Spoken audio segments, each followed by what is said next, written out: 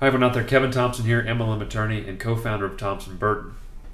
Big news, obviously, Vemma got sued by the Federal Trade Commission on August 17th. It was under seal, so nobody really knew about it.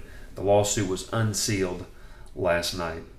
So keep in mind, I haven't had a tremendous amount of time to really process all the information. I've read the lawsuit. I've read the FTC's memo supporting their reasons for an injunction. And I've also read the FTC expert report written by Stacy Bosley. She's new to the scene, so this is a learning experience for everybody because she has a lot of assumptions that back up her conclusions as to why Vemma is a pyramid scheme.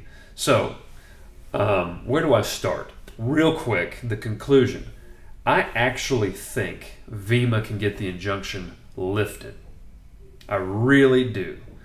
There's a hearing set on September 3rd. If that injunction gets removed, Vemma can conduct business. There will likely be another hearing later over the injunction issue. If they can keep the injunction off, they can conduct business during litigation, which gives Vemma a superior position to negotiate a favorable resolution with the FTC. First of all, what is an injunction? You might not know. Well, in some cases, in the event of egregious fraud where there's a risk of assets being manipulated, defendants disappearing, courts can give they can grant an ex parte TRO, which means basically without a hearing, a temporary restraining order, meaning the facts are so bad that there's so much egregious fraud, we need this thing shut down today so we can sort through these issues in an environment that's not chaotic. And in most cases, when the FTC requests that kind of an injunction, they get it. So there was no hearing, there was a lawsuit, and then there's an injunction. What is an injunction? An injunction means the company can't operate, that the sales have to stop, everything is frozen in an effort to, number one, stop bad behavior, number two, protect the assets. So usually when there's an injunction, you're out of business. Now, the ultimate goal of the Federal Trade Commission, and again, I haven't processed all this, but I'm assuming it's a permanent injunction. And a permanent injunction happens at the conclusion of litigation where the judge renders an opinion or an order. That happens 1 year later, 2 years later, after all the discovery and all the facts are known. There's a permanent injunction. Usually what happens with the Federal Trade Commission is that they request an injunction during litigation. So meaning they say, Your Honor, this thing's a mess. We're likely going to win anyways.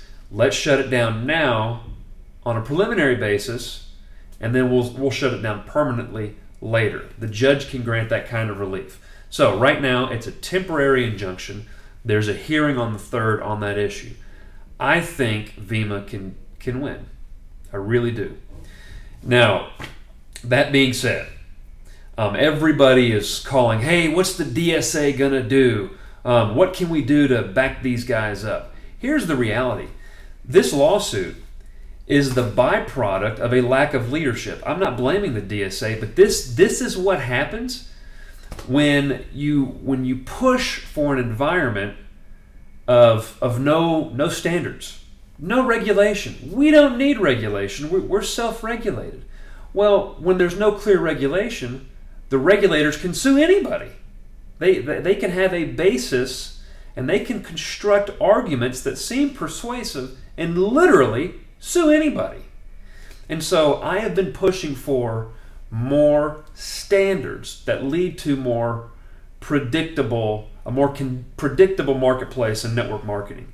So this idea that people have been pushing for where they want to be left alone and they don't want formalized standards. This is what you get. Understand. Because I do think we need more oversight in this space, but not against companies like Vemma. Vemma, they're not perfect, but they don't deserve to be shut down. So when you have an absence of standards, you're going to have sloppy results. You're going to have errors. And the reality is, regulators, it's an organization of people, and people make mistakes. I think this lawsuit is a mistake. I think the injunction is going to be lifted, but the damage has been tremendous, and it's going to take Vemma a long time to overcome that damage, even if they can get the injunction lifted. Okay, so the merits of the lawsuit. When I first read it, actually, my blood pressure came down. It wasn't as bad as I thought it would be. There was all kinds of rumors out there. Oh, it's going to be really bad. There's some things that you don't know about Vemma. Look, I've been critical of Vemma. I wrote an article where BK did the whole, hey, we're more like Amazon. We're an affiliate company. We're not network marketing. I was very critical of that article. So I'm not writing this to protect a friend. I like BK personally. We can hang out together.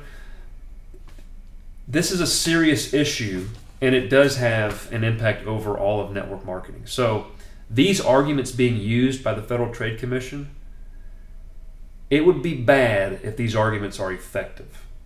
Now, when the FTC goes after the low-hanging fruit, the burn lounge, Fortune high-tech marketing, it's really easy for the industry to say, well, they suck.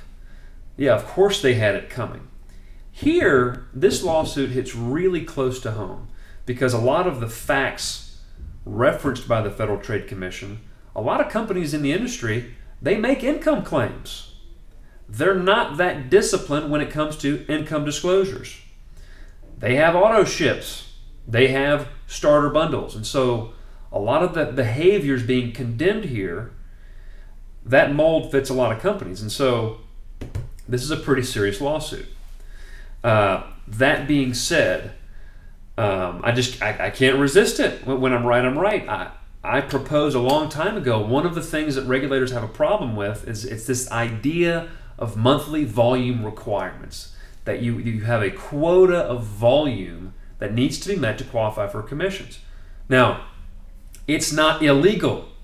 The Federal Trade Commission is not saying auto ships are illegal. What they're saying is the resulting behaviors, it leads to an emphasis, a focus on recruitment. Meaning, forget selling. You can't make any money selling. Let's recruit an affiliate who pays $600, teach them to, advise them to be on auto ship, teach them how to enroll more people who buy the affiliate pack and who also get on auto ship themselves. And that emphasis is proof, according to the FTC, of a pyramid scheme. I don't think that's entirely accurate, and that's why I think the injunction will be dissolved. My opinion, I could be wrong. It's hard to prevail over the federal government. Now, this lawsuit, nowhere is it mentioned Vemma's prices and whether the prices are fair. It doesn't mention the science. It doesn't mention the consumer testimonials about the benefits of the product. It doesn't mention anything about product efficacy because Vemma has a really, really strong product story. This lawsuit is completely about behavior in the field. Now, another question, what prompted it? I think it's the YPR thing, the young people's revolution. And this is just an instinct, and it's crazy, but I'm going to share it with you. I think when this Alex Morton character, who was the leader of this YPR thing, when he left, went to Jeunesse, that YPR thing was starting to bleed out and leave Vemma, which is a good thing long term. And I think the FTC saw that activity, and they want to get credit for curing the cancer. That's my instinct. Why do I have that instinct? Because I've seen it happen in another state. I had a client, they were selling unregistered securities. It was bad. They hired me late. I said, you got to refund all the money. The client starts refunding the money 100%.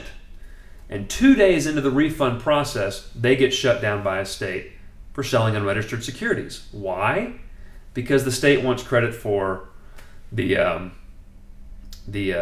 remedy, My opinion. Now, so I do think this is definitely intertwined to the YPR thing. And what we've learned about the Federal Trade Commission is that they are drawn to drama. So Senator Markey sends a letter requesting an investigation into Herbalife. FTC, they're investigating Herbalife.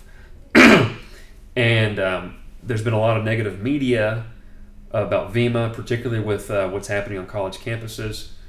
FTC, they investigated Vemma.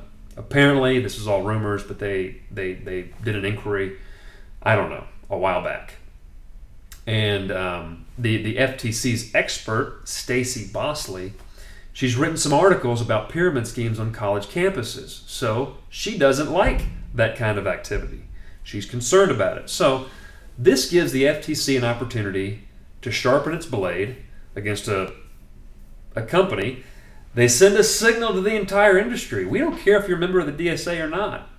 If you can't keep your people in check, we're going to sue. Okay, all in all, there are multiple factors that prove if a company is a pyramid scheme. If a company sells a product that has legitimate value, that is being consumed for the right reasons, what we've learned in Burn Lounge is that's not a pyramid scheme. So how do we know if a product has value? Well, if we're selling a $1,000 pencil, clearly it's not about the product, it's a token. What are some factors regulators look at? They look at purchase patterns. How much are customers buying versus how much are distributors buying?